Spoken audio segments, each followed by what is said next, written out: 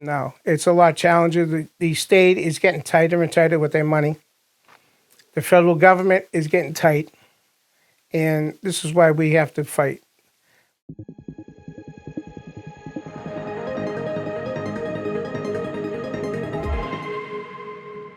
Hi, I'm Camille Bartlett, and we are here with Billy Cardello, who is running for Ward 6 Councillor. Welcome.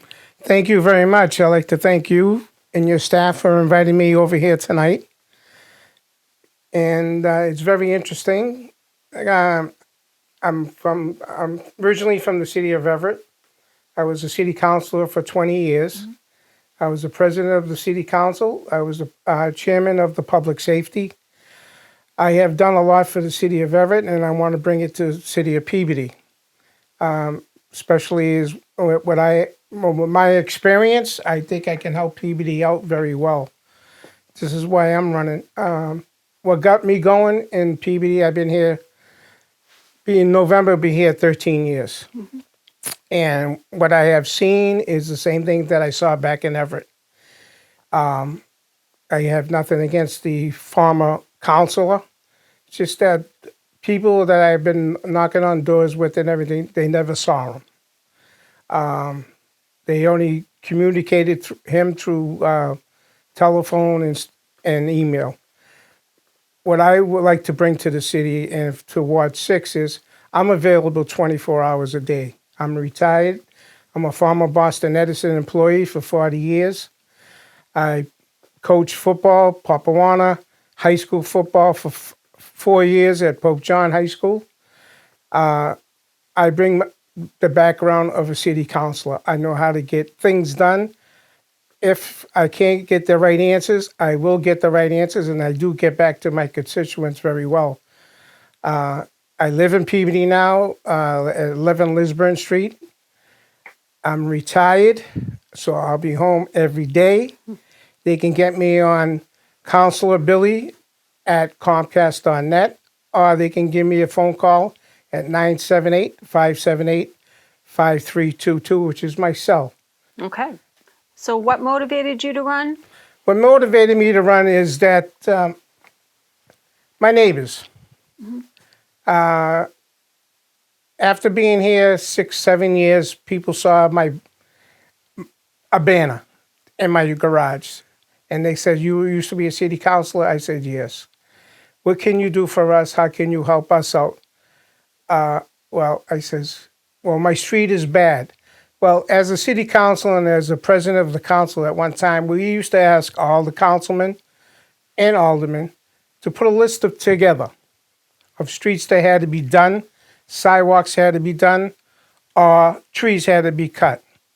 And we used to take so many from when we get that money from the federal government, like the mayor did today when he announced it on the telephones and on TV, that he had money coming in to do streets. We would try to get the state to give us more money to do like your neighborhood streets, to do the sidewalks and stuff. And with my experience, and I could sit down with the Department of Public Works or sit down with the other councilmen and everything and use our heads and say, listen, we'll do so many streets in Ward 5, we'll do so many in Ward 6 one year, then we'll do so many in Ward 1 and Ward 2 like we did in the city of Everett. And everybody was happy. But when you do a street, my complaint is if you're going to do a street, let's do it right. Not once, not twice. Just do it once and get it over with. Do the water lines, scrape it, do the sidewalks and stuff like that. What I notice up here is where I live, there's a lot of sidewalks that's sinking.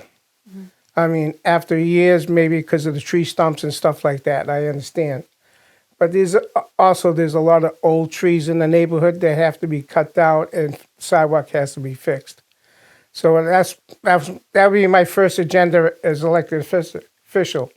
My second agenda would be on the safety of the city itself. Safety for the kids, safety for the elderly, make sure the police and fire department have the equipment that they need to respond. I understand that we have the oldest fire station in the state. I've been in that fire station, and I met with a couple of firemen, and I could see what they say. What they say. In Everett, where we did in Everett, we went after the state to give us some money, and that's what I can bring it to the table. Get our state senator, state rep, to fight for us to get money, federal money, to do a new fire station, a new police station, new fire trucks, new cruisers, training for your police, training for the fire department now, especially with these electric cars being out there. It's different to put a fire out in a regular car, but it's very difficult in an electric car. Safety for our children in the playgrounds. Make sure the playground is safe. Make sure there's no needles, drugs, anything in that park before our children step out there. Schools. I understand Peabody wants to go for a new high school.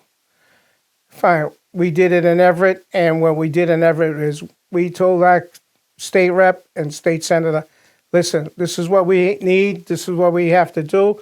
Tell us how to get it. And this is what I can bring. I have the knowledge of the experience of going after this type of money. People rather see their taxpayers face to face, not under the ground. So a new high school, I would recommend to the mayor himself. I've been in Peabody High School. I referee some football there, and I noticed that it has a ball field out the back. I would recommend to the community development, to the mayor and to the school department, to look at that piece of property. Is it big enough to build a high school? Save the people money by building the high school up there, taking the old high school down and make one big complex, like we did in the city of Everett. When did you last serve in Everett? My last term in Everett was 12 years ago. Okay, so right before you... Right before I moved, Yeah. What drew you to Peabody? What drew me to Peabody, Everett is changing. My wife wanted out. So I don't argue.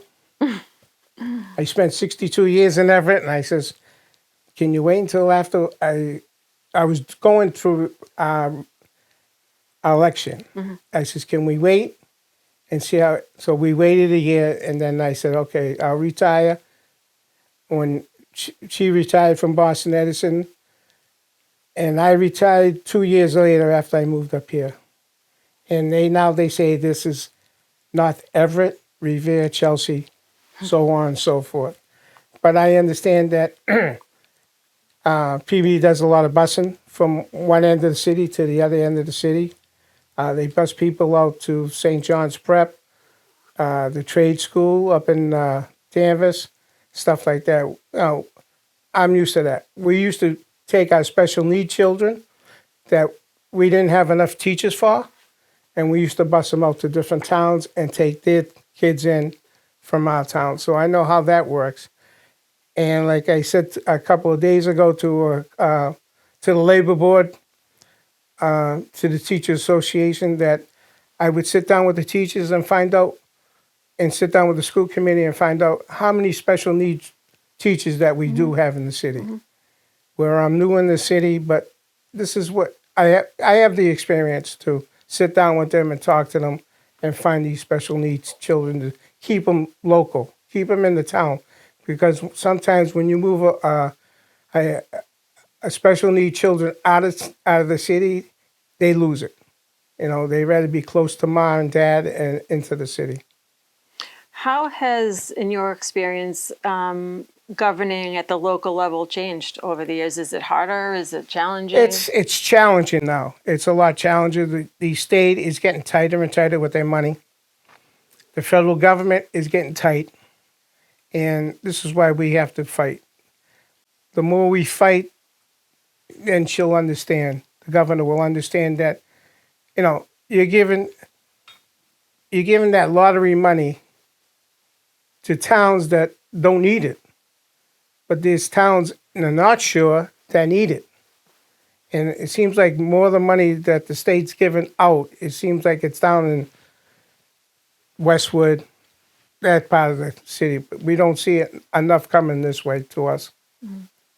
And I have a couple of friends at the State House that I can hope to ask them to, with our state rep here, get together and say, let's go. Send something this way here so the taxpayers, if we get the money to build the school, the taxpayers won't have to pay too much of percentage-wise.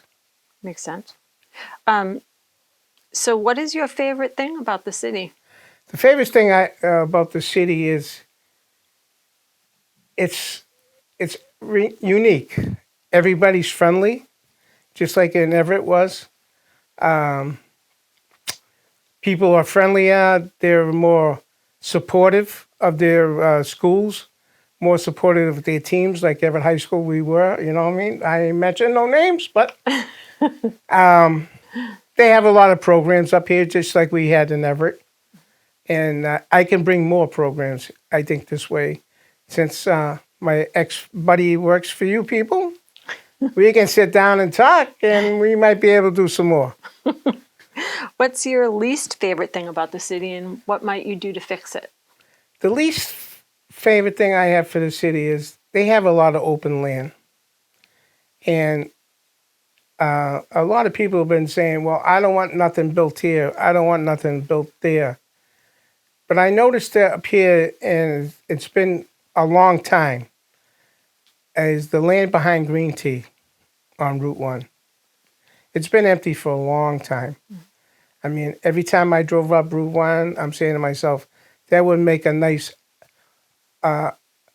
elderly home area for low-income people, 55 and older. That'd be perfect. You come in off of Route 1, you come into this beautiful complex, and you go out Route 1. It'd be easier for them to do. There's a lot of people, a lot of older people today are selling their houses, but they're looking for something to go into, like Bixby Farm and stuff like that. But we need some more. We need a lot more. I understand there's an industrial park moving out of Peabody, closing down. There'll be another opportunity for housing. So how did this work in your past experience? Because I mean, we hear a lot of people say, you know, there's too much development, and yet there are housing shortages, housing crisis. So how do you convince people that more housing is not a bad thing? More housing is not bad. I mean, we did it in Everett, but now we're getting overtaken by condos. The condos, the reason so there's so much condos coming into cities like Everett, Chelsea, Malden, and they're driving people this way is because it's closer to Boston. And people are moving out of Boston because the rents are getting too high. So they're coming this way. And I think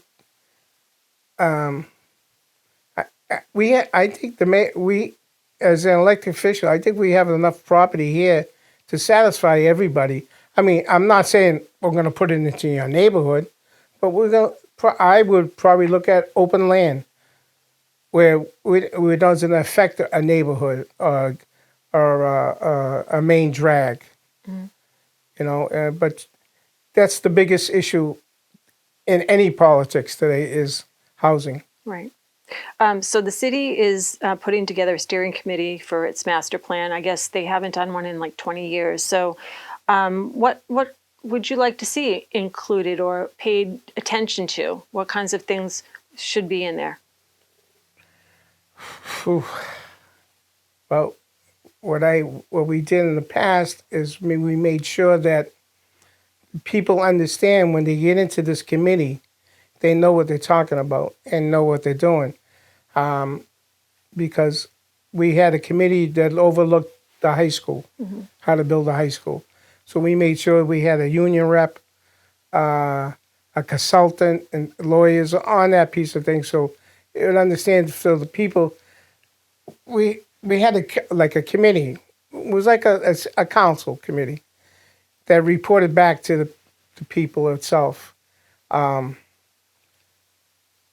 know, and it was all laborers, people that were been in in their own business for a long time to overlook this area. Because without them, I mean, myself, I know about Boston Edison, electrical wires, things like that. But when it comes to building, I depend on a person that's been doing it for years. Yeah. So that's what I would. Kind of goes back to what you said about doing it right. Doing it right. Yeah, exactly. So just to reiterate, how can people find you? I know you mentioned at the forefront, but if you could. People can find me at 11 Lisburn Street in Peabody. If anybody doesn't know where that is, it's off of Winoma Street. My email address is councilbilly, CONCILBILLY at Comcast.net. My cell phone is 978-578-5322. I always have it with me, so you can get me at any time of the day. Great. Well, thank you so much for coming. Thank you very much you. for inviting me. I want to thank the cable company, Peabody Cable, for the invitation, and I hope to work with you again. Okay. Well, thank you.